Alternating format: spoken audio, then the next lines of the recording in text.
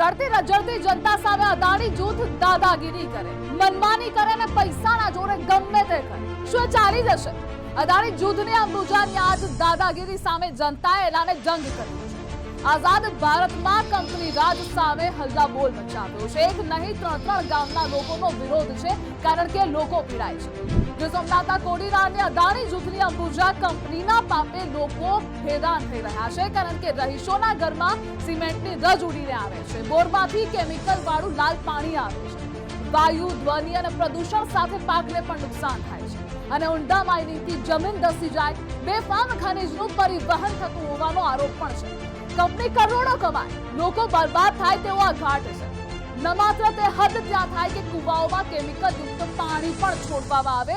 ગ્રામજનોનો આ આરોપ છે અને ગુજરાત ફર્સ્ટે પ્રદૂષણના બોલતા પુરાવા કેમેરામાં કેદ પણ કર્યા છે. જુઓ તમે, રાજકીય અને પૈસાના જોરે કંપની આ બધું કરે છે, આ ગ્રામજનો કહે છે. આરોપોની ભરમાર છે, પણ ધનાઢ્ય કંપનીના સત્તાધીશો બિંદાસ્ત છે.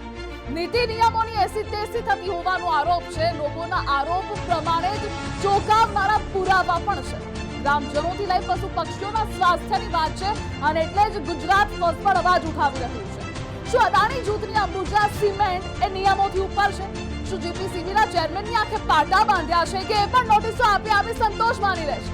કરોડો કમાતી કંપની સામાન્ય માણસને કશું સમજતી જ નથી. શું એ કીડા મકોડા છે? બનીની સિમેન્ટ એ લોકોના ઘર સુધી આવે છે, તે હદ સુધીની દાદાગીરી. શું નાણાંના જોરે બધું જ ખરીદી લેશો તેવો વહેમ છે? ખેડૂતોની ફળદ્રુપ જમીન બરબાદ થઈ રહી છે. આવા એક નહીં અનેક બોલતા પુરાવાઓ છે, તમે તે જોઈ રહ્યા છો. અને આજ અદાણીના પાપ સામે તમારો શું મત છે? કમેન્ટ સેક્શનમાં જણાવો.